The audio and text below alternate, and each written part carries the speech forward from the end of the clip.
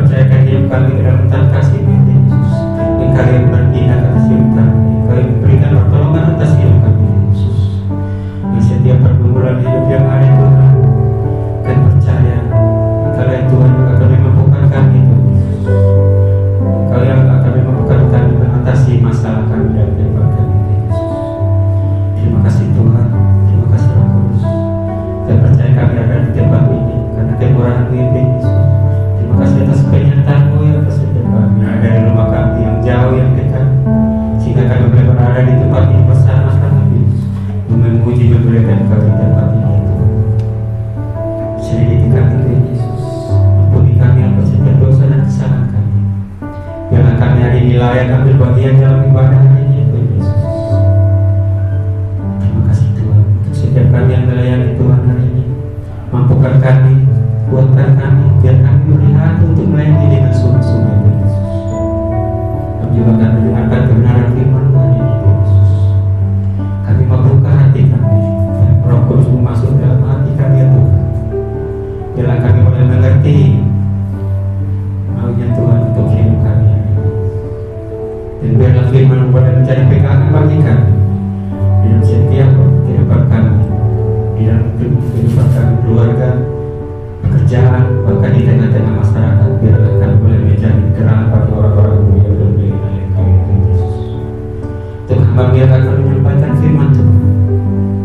Urap ya Tuhan Yesus. Biarlah oleh firman Tuhan berkenan di setiap hati kami Tuhan. Kami serahkan ibadah kami hari ini dari awal. Pertanyaan kita boleh berakhir ke dalam tangan kasih-Mu Yesus. Inilah doa kami Tuhan, hanya di dalam nama Yesus kami mengucap syukur dan berdoa. Haleluya. Amin. 1, 2, 3. Tuhan menetapkan langkah-langkah orang yang hidupnya berkenan kepadanya. Apabila ia jatuh, tidaklah sampai tergeletak, sebab tangan Tuhan menopang tangannya. Amin. Dalam satu. Oh Tuhan, pimpinlah langkahku, takkan di jalan sendiri, serta-Mu itulah doaku, ajarku merendahkan diri,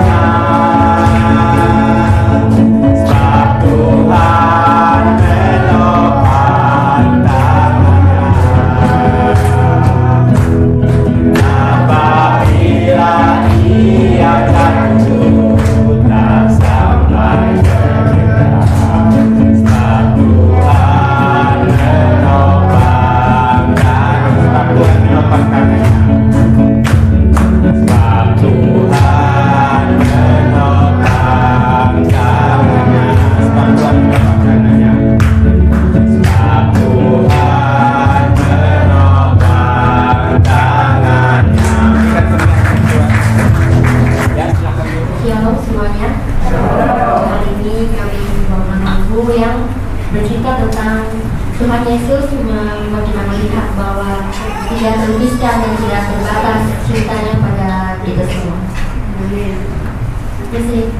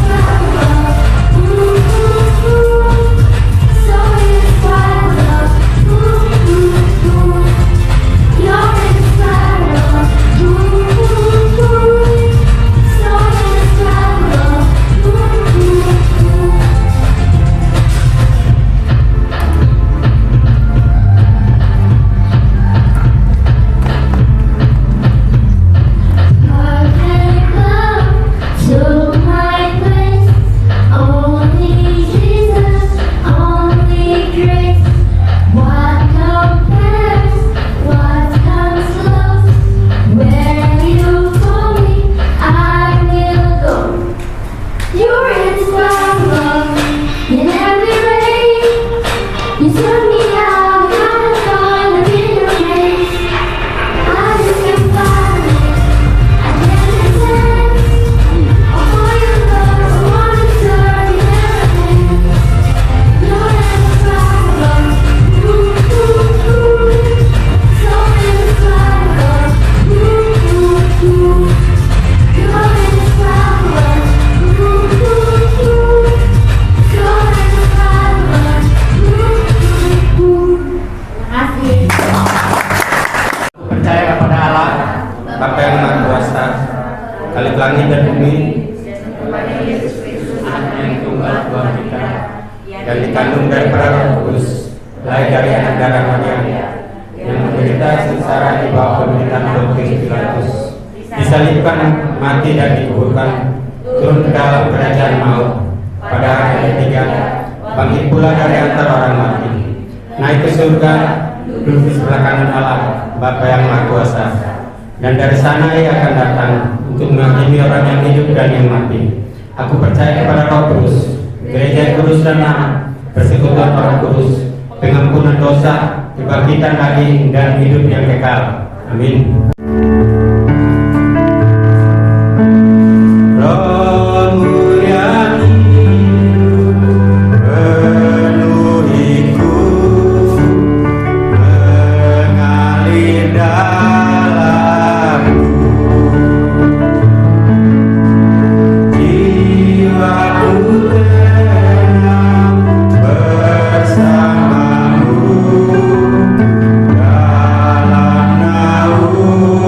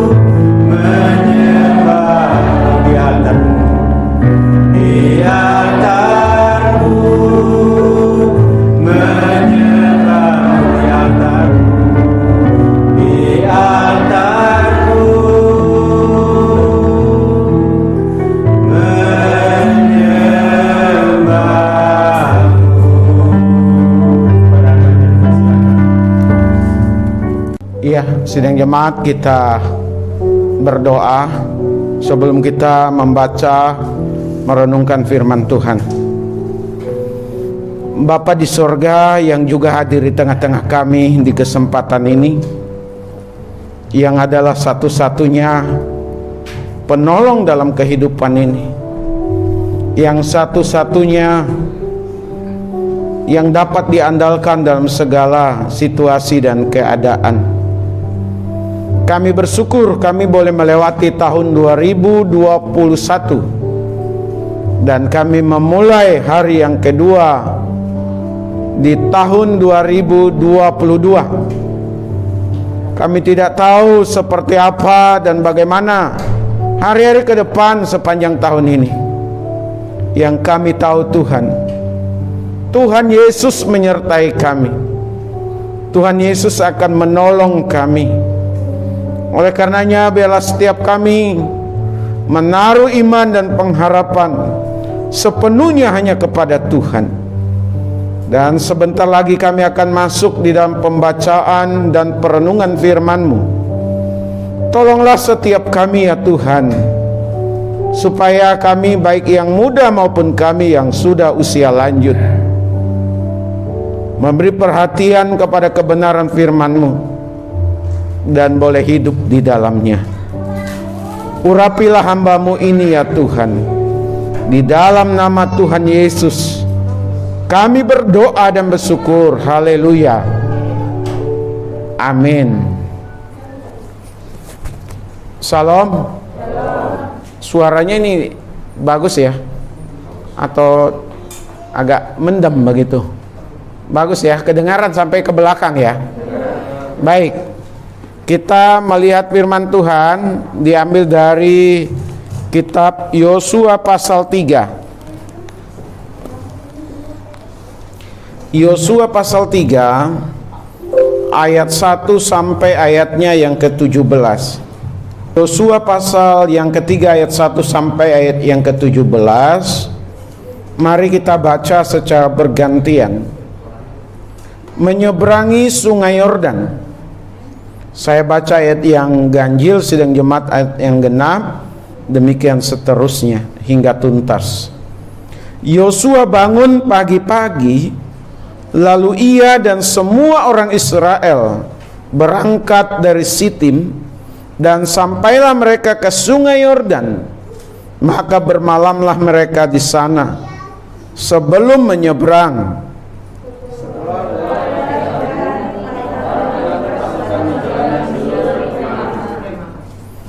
Dan memberi perintah kepada bangsa itu, katanya, segera sesudah kamu melihat tabut perjanjian Tuhan Allahmu yang diangkat para imam yang memang suku Lewi, maka kamu harus juga berangkat dari tempatmu dan mengikutinya.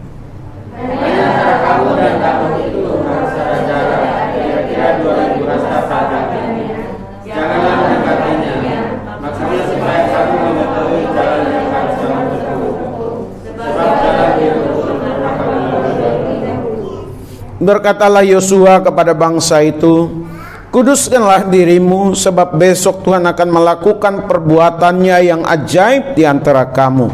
Dan kepada para imam itu Yosua berkata, demikian, angkatlah tabut perjanjian dan menyeberanglah ke depan bangsa itu.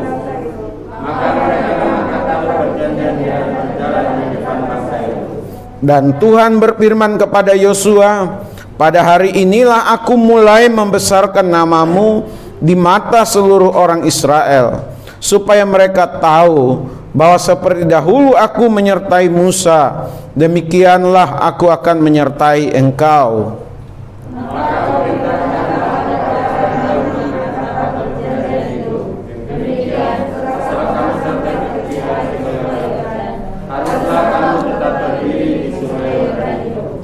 Lalu berkatalah Yosua kepada orang Israel, datanglah dekat dan dengarkanlah firman Tuhan Allahmu. Lagi kata Yosua, dari hanyalah akan kamu ketahui bahwa Allah yang hidup ada di tengah-tengah kamu, dan bahwa bangsa-bangsa semua, orang Lewi, orang Paris, orang Yahudi, Sesungguhnya tabut perjanjian Tuhan semesta bumi berjalan menyeberang di depan kamu, masuk ke sungai Yordan.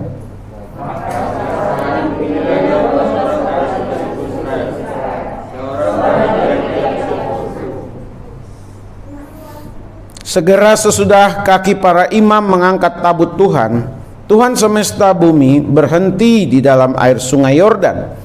Maka air sungai Yordan itu akan terputus. Air yang turun dari hulu akan berhenti mengalir menjadi bendungan.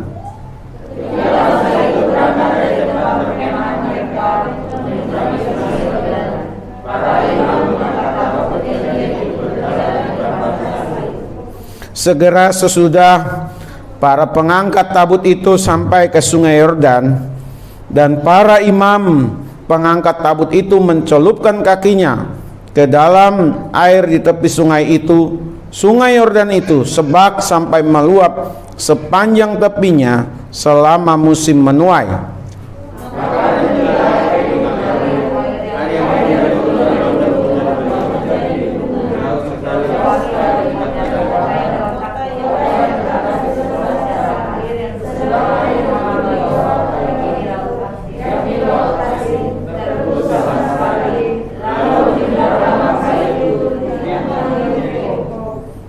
Ayat 17, tetapi para imam pengangkat tabut perjanjian Tuhan itu tetap berdiri di tanah yang kering di tengah-tengah sungai Yordan, sedang seluruh bangsa Israel menyeberang di tanah yang kering sampai seluruh bangsa itu selesai menyeberangi sungai Yordan. Sidang jemaat yang dikasihi oleh Tuhan, ini adalah kisah bagaimana Tuhan meneguhkan panggilan Yosua di dalam kepemimpinan setelah Musa. Bagi Yosua tidak mudah, karena yang memimpin sebelumnya adalah seorang yang berkarisma, seorang yang berpengalaman, seorang yang sudah dipakai Tuhan sedemikian rupa, sidang jemaat. Dan sempat Yosua ragu-ragu di dalam kepemimpinannya membawa bangsa Israel menuju tanah perjanjian, sehingga Tuhan berkata, kuatkanlah dan teguhkanlah hatimu. Dan itu berkali-kali Tuhan katakan kepada Yosua, karena bagi Yosua tidak mudah untuk membawa bangsa Israel menuju tanah Kanaan. Dan terbukti Bapak Ibu, peneguhan yang Tuhan nyatakan dalam panggilan Yosua ini pada saat harus menyeberangi sungai Yordan.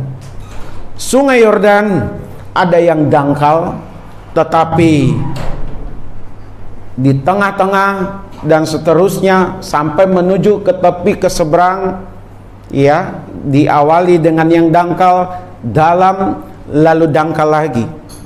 Tidak mudah bagi bangsa Israel untuk menyeberangi, membutuhkan kalau ada perahu, ada kapal, ya, membutuhkan sekian kapal dan sekian lama untuk menyeberangkan orang Israel yang jutaannya itu kurang lebih sekitar 2 sampai 3 juta katanya, yang menuju kepada tanah Kanaan. Menghabiskan berapa waktu, menghabiskan berapa kapal. Cuman masalahnya kapal atau perahu tidak ada. Mau tidak mau harus menyeberang. Sementara tidak hanya anak-anak, tetapi ada juga orang tua. Dan saya meyakini tidak semua bisa berenang, Bapak Ibu. Dan untuk berenang itu membutuhkan pelatihan. Jadi mereka harus menyeberang dengan berjalan kaki. Dan mustahil itu Bapak Ibu untuk bisa diseberangi.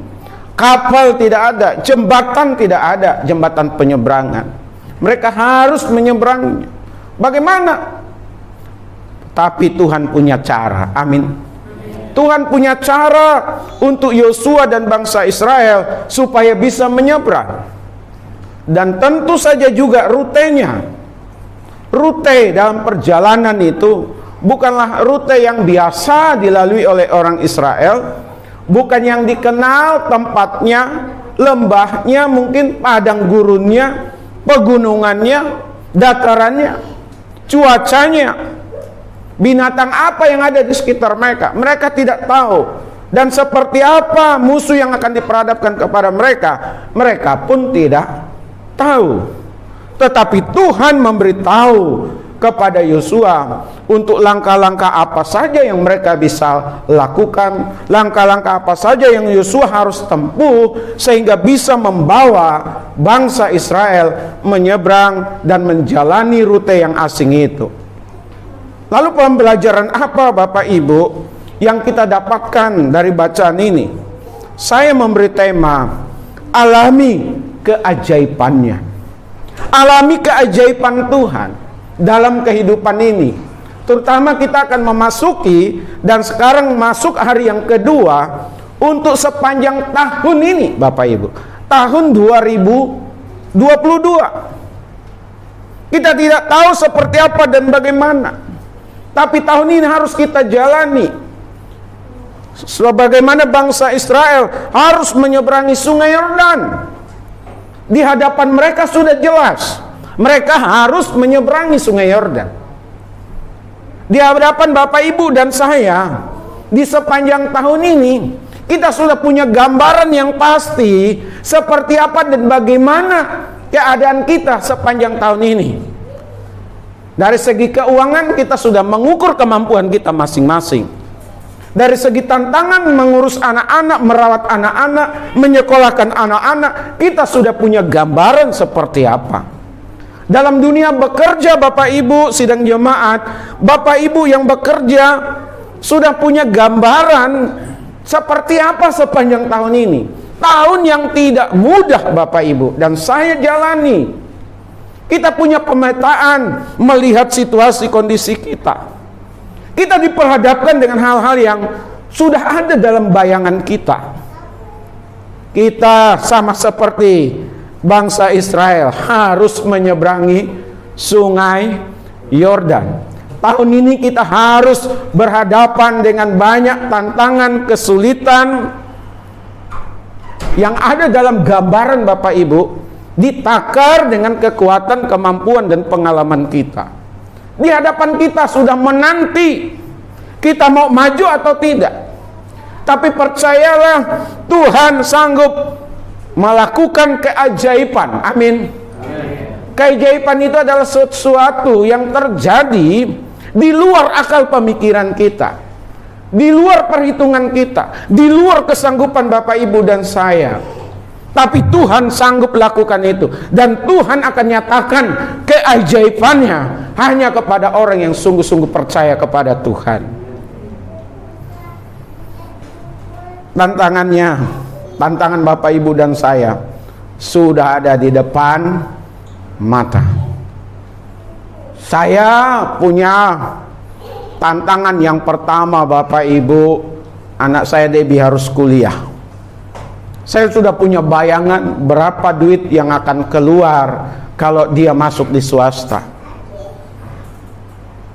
Kalau dia masuk di negeri, di Jakarta atau di luar Jakarta. Dari segi keuangan, saya punya tantangan Bapak Ibu dalam dunia pekerjaan. Saya punya pemetaan, saya punya pengetahuan seperti apa dalam dunia pekerjaan yang saya akan alami, yang saya akan hadapi. Saya tidak perlu cerita kepada Bapak Ibu. Tapi tantangan itu ada di depan saya. Saya maju atau mundur? Seorang petarung harusnya maju. Amin. Apapun yang terjadi. Demikian juga dengan Bapak Ibu. Mengenai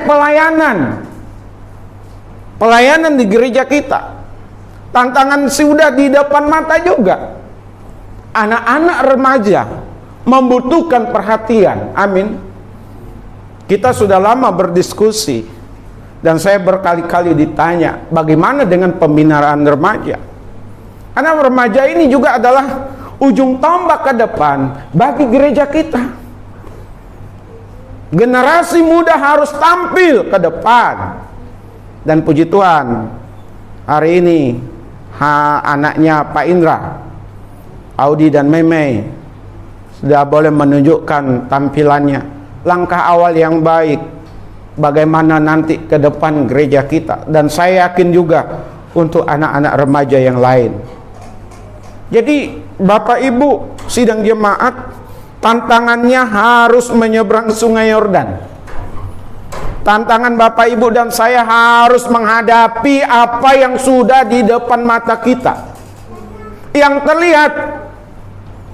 Semua kita punya gambaran, semua kita punya pemetaan dalam kehidupan kita masing-masing.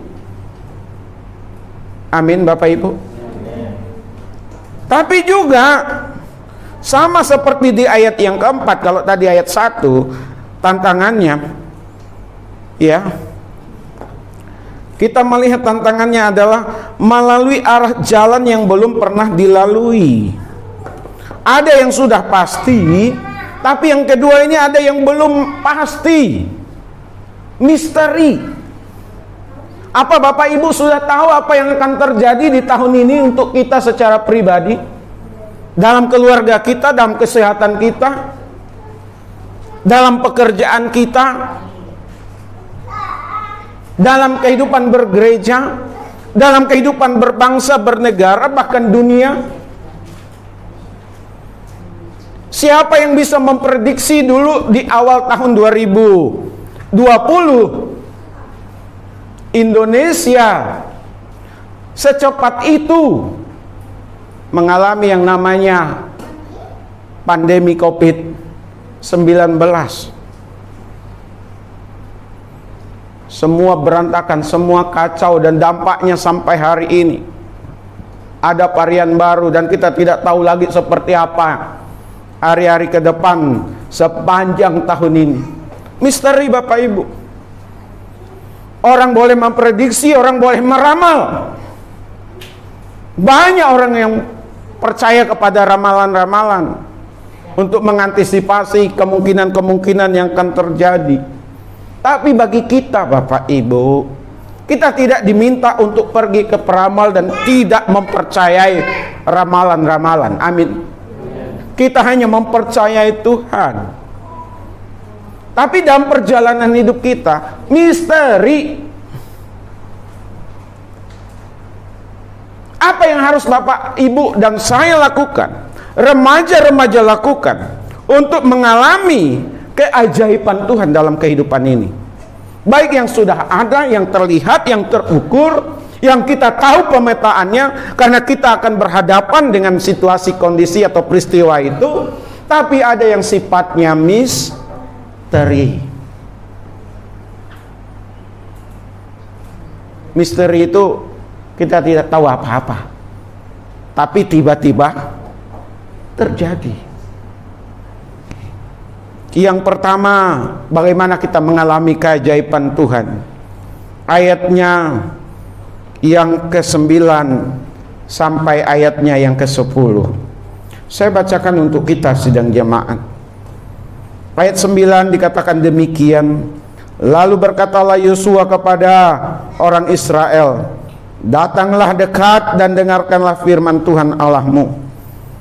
Lagi kata Yosua, dari hal inilah akan kamu ketahui bahwa Allah yang hidup ada di tengah-tengah kamu, dan bahwa sungguh-sungguh akan dihalaunya orang Kanaan, orang Het, orang Hewi, orang Peris, orang Girgasi, orang Amori, dan orang Yebus dari depan kamu.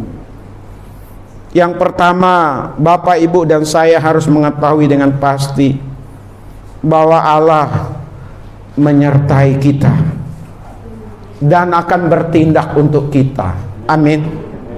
Di dalam diri Bapak, Ibu, dan saya, kita sebagai warga gereja GKRI Epifania, kita sebagai unit-unit yang terkecil dari keluarga besar ini, haruslah kita ketahui, haruslah kita imani bahwa Allah yang Bapak Ibu percayai selama ini, Allah yang ada di dalam Yesus Kristus itu adalah Allah yang menyertai dan peduli, Allah yang menyertai dan akan bertindak. Amin. Bapak, Ibu, dan saya tidak sanggup bertindak. Tapi ada Allah yang akan bertindak untuk kita. Dia tidak hanya menyertai, tetapi dia juga adalah bertindak untuk kita. Bapak Ibu, saya pernah ceritakan di sini. Ada seorang pengusaha besar, dia pendiri, dia bos sebuah travel terkenal di Jakarta ini, bahkan di Indonesia. Jadi kami datang ke kantornya, Bapak Ibu. Di kantornya kita harus menyerahkan tanda pengenal. Dari tanda pengenal itu diganti dengan kartu tamu. Kita diantar ke lift. Dia ada di lantai 6 kalau tidak salah, iya, lantai 6. Lalu kita dikasih unjuk, kita harus melewati beberapa ruangan begitu. Sampailah ketemu di ruangannya. Ya. Kita disambut, kita diterima. Dia punya cabang tidak hanya di berbagai provinsi di Indonesia, tapi juga di beberapa negara. Karena visi dari perusahaan ini adalah travelnya bagi dunia begitu. Saya tidak perlu sebutkan travelnya itu. Punya nama. Singkat cerita Bapak Ibu, kita ngobrol. Lalu pada saat kita turun kembali pulang, dia ikut mengantar kita sampai di depan mobil yang kita tumpangi, Bapak Ibu. Dia buatkan teh untuk kami, dia tawarkan mau minum teh atau minum kopi. Dia sudah berumur, Bapak Ibu. Ketemu pemiliknya, sampai dia menyajikan minuman dan mengantar kita ke bawah. Karena ini perusahaan besar, saya secara pribadi senangnya minta ampun, Bapak Ibu. Senangnya minta ampun. Karena dia yang berkuasa di perusahaan itu, di tempat itu. Waktu kita berdoa untuk Presiden Jokowi, Pak Matius sebagai saksi waktu itu, baru salaman, udah senang Bapak Ibu. Apalagi ngobrol bersama-sama. Apalagi dia memerintahkan sesuatu untuk kita.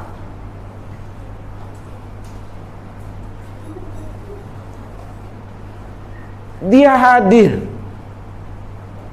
kita udah senang. Presiden,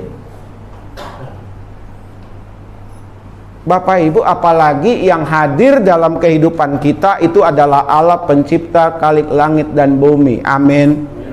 Allah yang berkuasa, dia akan tidak hanya menyertai tetapi bertindak menolong kehidupan Bapak Ibu, menolong kehidupan saya.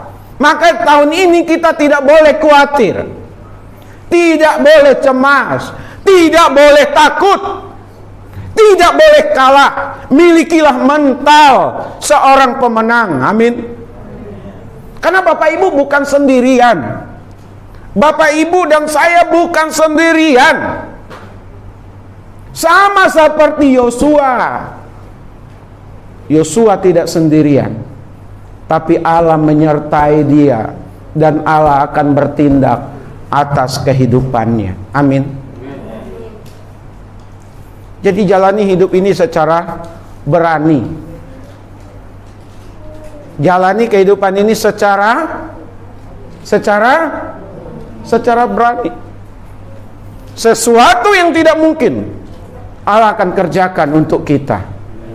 Sekalipun kita punya gambaran tadi, punya pemetaan apa yang di depan kita dengan situasi kondisi yang ada juga yang sifatnya misteri, yang kita tidak tahu apa yang akan terjadi di depan kita dan perjalanan hidup kita. Tetapi yakinilah, ketahuilah, percayalah, Allah menyertai dan akan bertindak bagi Bapak Ibu. Ini yang pertama. Yang kedua, di ayatnya yang ketiga, mengikuti maunya Allah dalam kehidupan ini, Bapak Ibu. Saya bacakan ayat yang ketiga. Dan memberi perintah kepada bangsa itu, katanya, segera sesudah kamu melihat tabut perjanjian Tuhan Allahmu yang diangkat para imam yang memang suku Lewi, maka kamu harus juga berangkat dari tempatmu dan mengikutinya. Mengikuti maunya Allah dalam kehidupan ini, bukan mengikuti maunya kita. Amin. Bukan mengikuti maunya orang, bukan mengikuti maunya dunia ini, bukan mengikuti maunya iblis.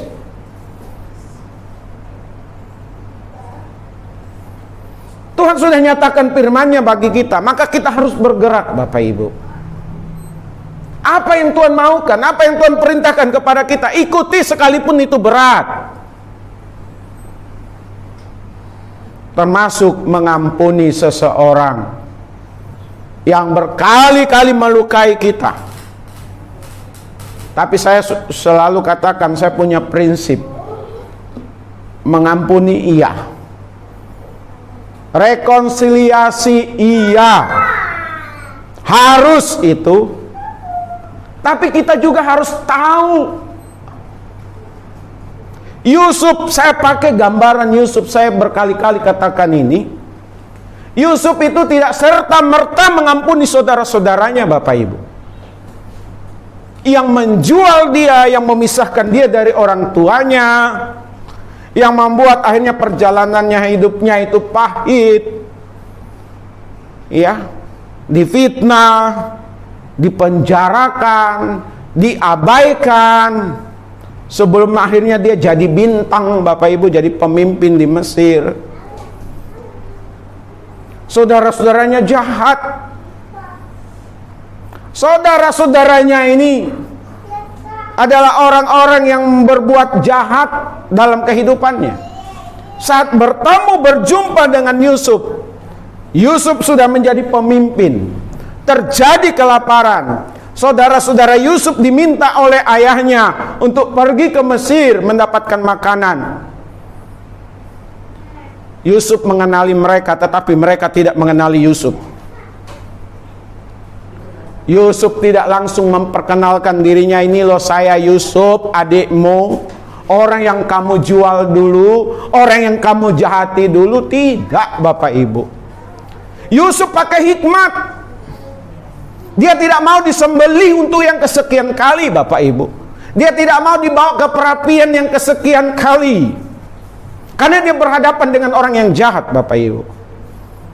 Maka apa yang dilakukan oleh Yusuf? Diuji.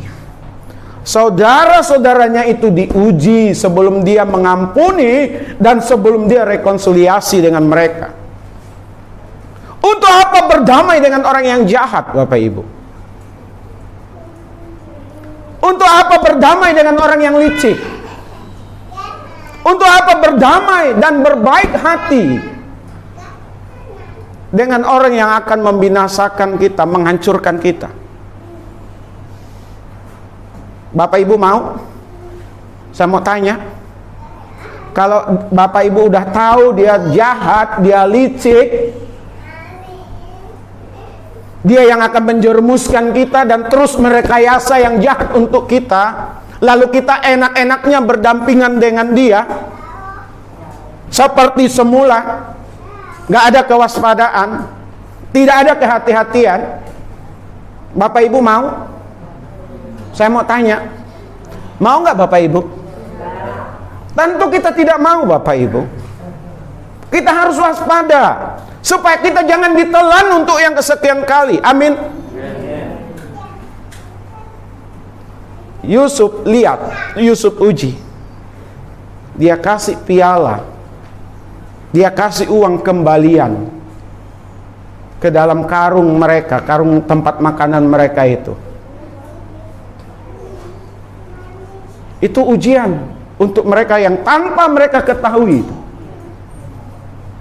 Singkat cerita, ternyata saudara-saudaranya ini sudah berubah. bukan orang penjahat lagi, bukan orang yang licik lagi, bukan orang yang menginjak kepalanya lagi demi untuk kenyamanan pribadi. Bapak Ibu, tidak.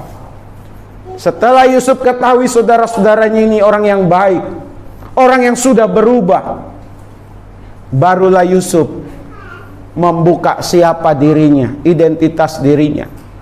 Dia memperkenalkan dirinya bahwa itu yang di hadapannya itu adalah saudaranya, orang yang dulu dijahati, orang yang dulu dijual kepada orang Midian.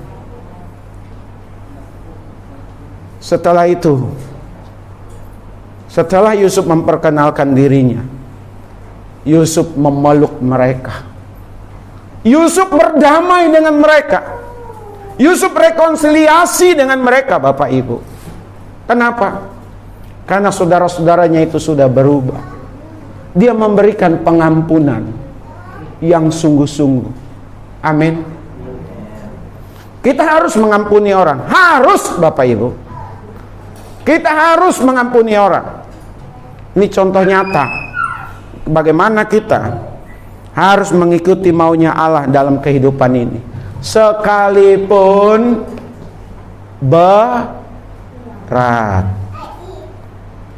Kalau Bapak Ibu diminta untuk bayar perpuluhan, sekalipun berat, tapi Tuhan menggerakkan Bapak Ibu untuk memberi, berikan perpuluhan itu kepada Tuhan. Amin. Siapa tahu lewat itu Tuhan bukakan jalan, memberikan kemenangan. Kita harus punya kepekaan. Amin. Kalau Tuhan katakan kepada kita, kita harus melibatkan diri dalam pelayanan. Layani Tuhan. Amin.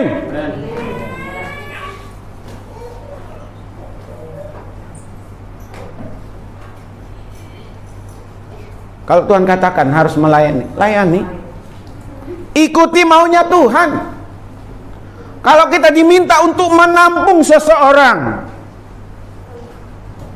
apakah itu saudara kita atau bukan, tapi Tuhan gerakkan bahwa kita harus menampung dia. Atau mungkin juga kita harus berbagi dengan orang itu.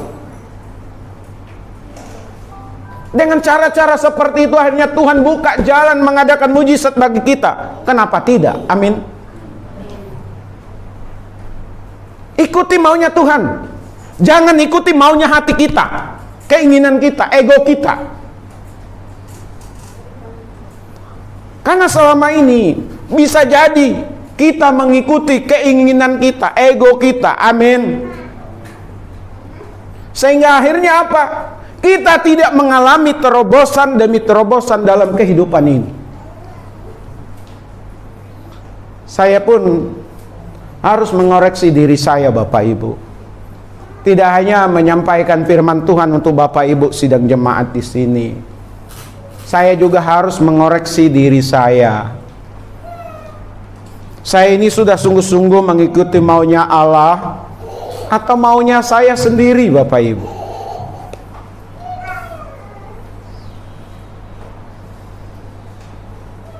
Saya merindukan, saya menginginkan mujizat Tuhan terjadi atas kehidupan rumah tangga saya, pelayanan saya,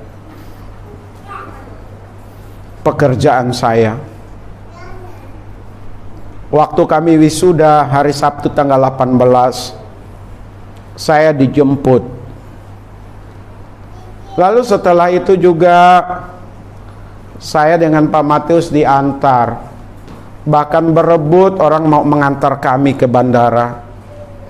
Berebut rekan-rekan itu mau mengajak makan. Betul ya Pak Matius ya?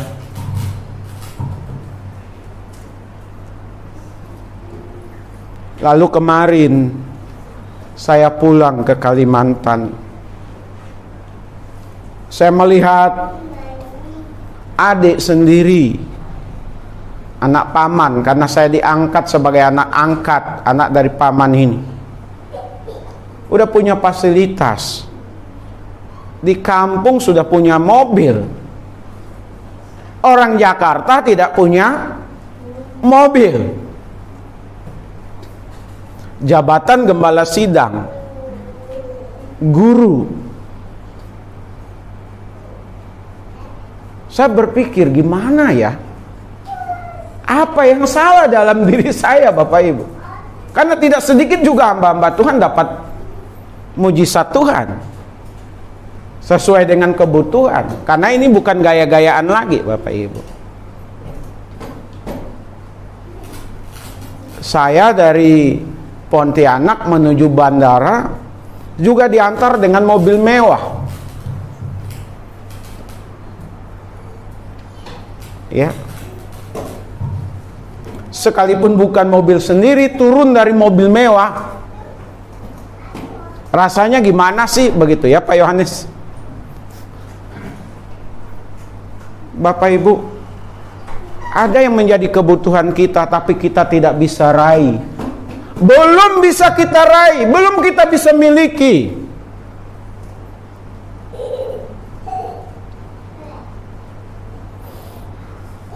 Jangan-jangan ada yang salah di dalam diri saya. Jangan-jangan. Jadi harus juga mengoreksi diri. Kita harus lebih lagi mengikuti maunya Allah dalam kehidupan ini. Kalau punya fasilitas mengantar jemaat, bersama jemaat, antar tamu, jemput tamu, itu juga suatu pelayanan Bapak Ibu. Bukan naik kelas, bukan. Tapi kebutuhan. Kalau sudah kebutuhan harus kita gumuli. Amin. Kalau kebutuhan, kalau itu keperluan kita, bukan untuk gaya-gayaan. Kita harus imani Allah menyertai kita, Allah bertindak untuk kita, dan kita mau hidup bagi Allah. Amin. Kita mau mengikuti Allah di dalam kehidupan ini. Apa maunya Dia? Rumah, pekerjaan, tambahan untuk pendapatan, mobil, anak akan kuliah, dan lain-lain. Kita imani sama-sama Bapak Ibu. Kita mau lebih lagi hidup bagi Allah. Amin. Kalau itu kebutuhan kita, keperluan kita, sungguh-sungguh kita perlukan, sungguh-sungguh kita harapkan, sungguh-sungguh kita inginkan itu Bapak Ibu. Dalam segala keterbatasan, kekurangan, kelemahan kita, hanya Allah yang bisa kita andalkan. Amin. Yang terakhir, berikan diri kita kepadanya lebih lagi. Ayatnya yang keempat.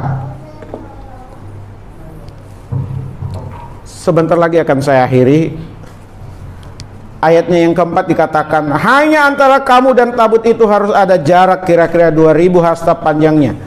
Janganlah mendekat, maksudnya supaya kamu mengetahui jalan yang harus kamu tempuh, sebab jalan itu belum pernah kamu lalui dahulu.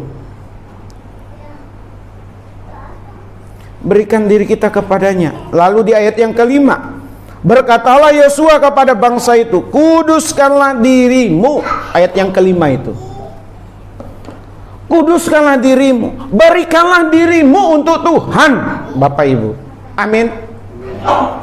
Percaya iya, melayani iya, rajin ke gereja mungkin iya, tapi sudah seluruh hidup kita berikan untuk Allah? Jawaban ada dalam diri Bapak Ibu dan saya. Oleh karenanya Bapak Ibu, berikan diri kita, jangan setengah-setengah. Kalau kita mengikut Tuhan setengah-setengah, Bapak Ibu tidak akan dapat apa-apa. Tidak jauh bedanya dengan orang yang tidak atau belum percaya kepada Tuhan. Karena Tuhan tidak menginginkan orang yang setengah-setengah, yang separuh-separuh ikut Tuhan. Harus full heart. Amin. Harus sungguh-sungguh. Jangan lagi dengar kata dunia ini. Jangan lagi percaya kepada mitos-mitos dan lain sebagainya. Kita harus sungguh-sungguh percaya kepada firman Tuhan. Amin. Serahkan diri kita. Supaya Allah bertindak, supaya Bapak Ibu dan saya mengalami keajaiban Tuhan dalam kehidupan ini. Kalau hanya sekedar ikut-ikutan banyak. Tapi sekali lagi Tuhan mencari orang yang sungguh-sungguh serius. Amin. Bapak Ibu, coba saya mau tanya anak-anak muda. Ya, anak muda, enggak usah lah anak-anak muda. Karena saya belum tahu siapa yang udah pacaran, siapa yang belum. Tapi saya mau tanya Bapak Ibu. Tentu dulu Bapak Ibu pernah pacaran sebelum menikah. Amin. Termasuk saya. Kalau Bapak Ibu, ibu-ibu lah, saya mau tanya. Sekarang ibu-ibu. Kalau ibu-ibu dulunya punya pacar dan sekarang jadi suami ibu-ibu, kalau dulunya tahu suaminya atau maaf pacarnya tidak sungguh-sungguh mencintai ibu-ibu waktu masa pacaran, kira-kira ibu-ibu mau nggak? Mana mau, tinggalin lah. Wah,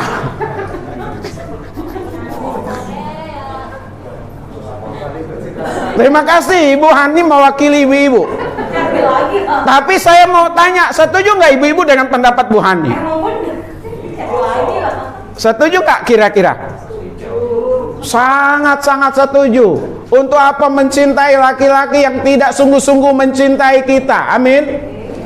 Untuk apa mencintai suami yang awalnya dan mungkin sekarang ini dia tidak sungguh-sungguh dengan kita? Tapi karena dia sungguh-sungguh, Bapak Ibu, ibu-ibu sungguh karena melihat suaminya sungguh-sungguh mencintai, sungguh-sungguh mengasihi, maka ibu-ibu terima pacarnya itu sehingga menjadi suami. Amin.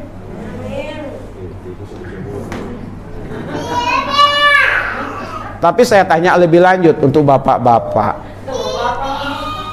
Kalau bapak-bapak mendapatkan seorang pacar yang dia katakan aku cinta sama kamu sampai seumur hidup, siap menerima apa adanya,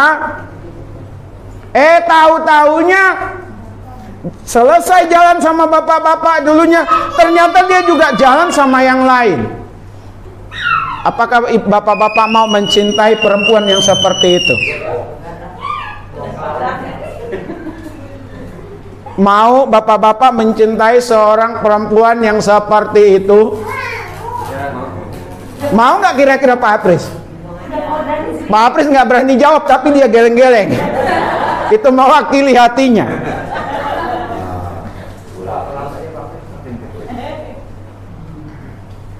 Saya nggak mau Bapak Ibu, sama seperti Pak Apris.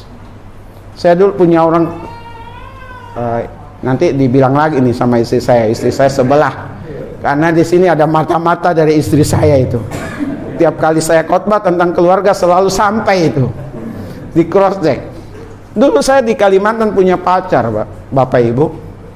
Ini masih bujangan. Kalau pacaran sudah tua, kebangetan. Kalau itu jemaat saya akan bina di sini. Selanjutnya nggak mau dibina, dibinasakan.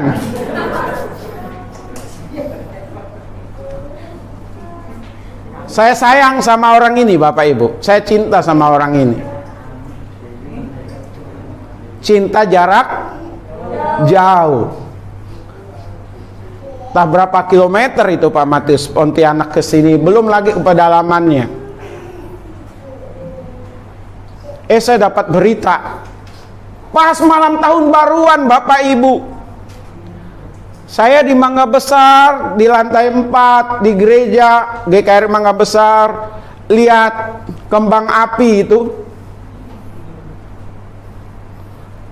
Jam 12 kurang sampai jam 12 itu. Kiri kanan lihat kembang api waktu itu. Dia di sana berduaan Bapak Ibu.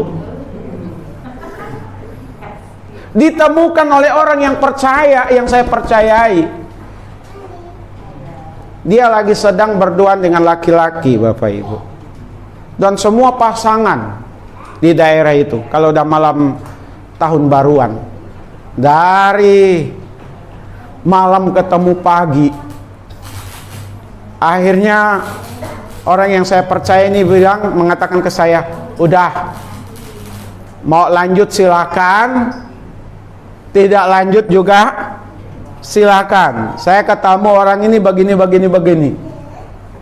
Waduh, saya tidak mau mencintai orang yang mencintai saya setengah-setengah. Saya akhirnya putuskan bubar. Benar Bapak Ibu. Terlalu lama ditinggalin Pak.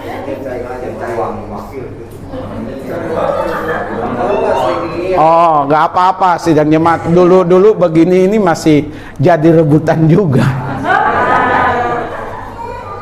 Tapi yang saya mau sampaikan Bapak Ibu, Tuhan mau kita ini sungguh-sungguh. Tuhan mau berikan diri kita ini kepadanya. Jangan berikan kepada yang lain, supaya Bapak Ibu dan saya mengalami mujizat Tuhan. Jadi alami keajaibannya, alami mujizatnya. Sekalipun harus menyeberangi sungai Yordan, ada tantangan di depan kita, dan ada sesuatu yang belum pasti, yang sifatnya misteri. Tetapi kalau Bapak Ibu dan saya mengetahui, mengimani Allah menyertai kita dan akan bertindak bagi kita, kita mengikuti maunya Dia, dan kita berikan hidup ini untuk Dia, maka mujizat atau keajaiban itu akan terjadi di sepanjang tahun ini. Amin. Sehingga tahun depan Bapak Ibu bisa kembali bersaksi di penghujung tahun, dan tahun depan kita kembali bersama-sama bakar ikan lagi. Amin. Makan babi, tulang rusuk babi, apa namanya, tulang iga babi yang diramu dengan lada hitam. Bapak Ibu akan makan lagi yang namanya sabu-sabu. Kita pesta petek lagi. Amin. Terima kasih Pak Amin udah mengundang kita, dan sayang yang lain nggak bisa hadir karena jarak jauh Pak Yohanes. Kita bersuka cita. Amin. Kita akan bersuka cita kembali di akhir tahun 2022, dan akan masuk lagi di tahun 2023, 2 tahun yang akan datang. Tuhan Yesus memberkati kita semua. Saya mohon Tuhan selalu menolongku.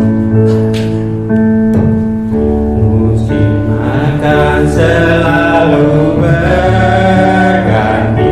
Kasih Tuhan tetap abadi. Kasih Tuhan tetap abadi.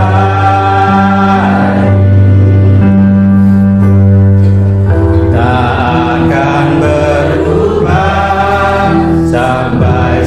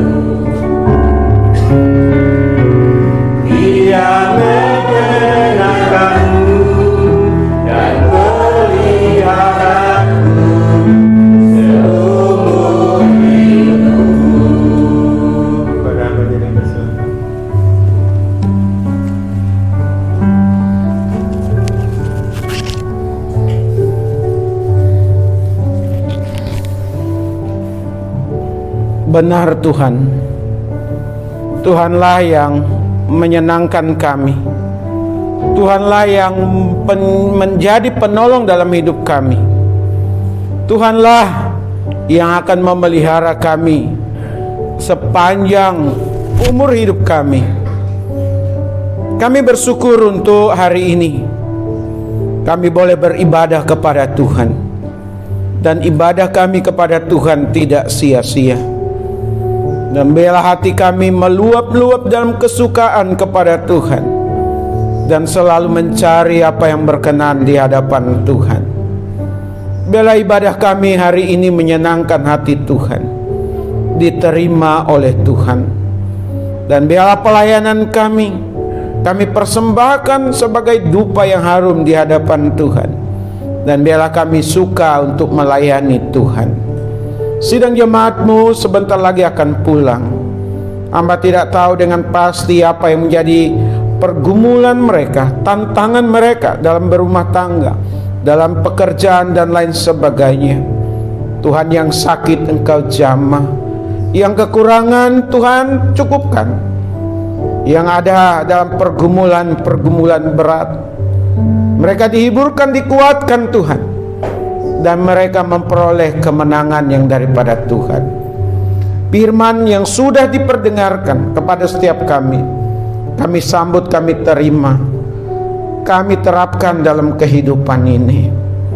Untuk sepanjang minggu ke depan ini, kami menyerahkan diri kami, seluruh sidang jemaat-Mu, dalam berusaha, dalam bekerja, dalam belajar studi yang masih studi, sepenuhnya ke dalam tangan kasih kuasa Tuhan. Tuhan yang bekerja di dalam dan di antara kami, demi untuk hormat, kepujian, kemuliaan nama Tuhan. Mereka yang sudah dibaptis bulan lalu, mereka boleh mengalami pertumbuhan demi pertumbuhan, mengerti kehendak rencana Tuhan. Ya Bapa di sorga, kami juga berdoa untuk sepanjang tahun ini, baik program gereja maupun perencanaan kami secara pribadi dan keluarga, kami mau pertaruhkan sepenuhnya ke dalam tangan kasih kuasa Tuhan. Terima kasih Bapa, kalau kami sudah disertai dalam ibadah ini, maka Tuhan pun akan terus menyertai kami di sepanjang perjalanan pulang dan ada di rumah kami masing-masing. Inilah doa kami hanya kepada Tuhan Yesus Kristus. Kami berdoa dan mengucapkan syukur kami. Mari kita bersama-sama mengucapkan doa Bapa kami. Bapa kami yang di sorga, dikuduskanlah nama-Mu. Datanglah kerajaan-Mu, jadilah kehendak-Mu di bumi seperti di sorga. Berilah kami pada hari ini makanan kami yang secukupnya, dan ampunilah akan kesalahan kami, seperti kami juga mengampuni orang yang bersalah kepada kami. Dan janganlah membawa kami ke dalam pencobaan, tetapi lepaskanlah kami daripada yang jahat, karena Engkau yang punya kerajaan dan kuasa dan kemuliaan sampai selama-lamanya.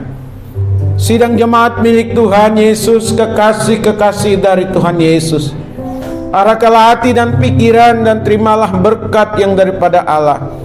Adapun kasih karunia dari Bapa kita di sorga, damai sukacita di dalam Tuhan Yesus, pimpinan penghiburan pengajaran dari Roh Kudus menyertai kita sekalian hari ini, besok, bahkan sampai selama-lamanya. Haleluya. Amin.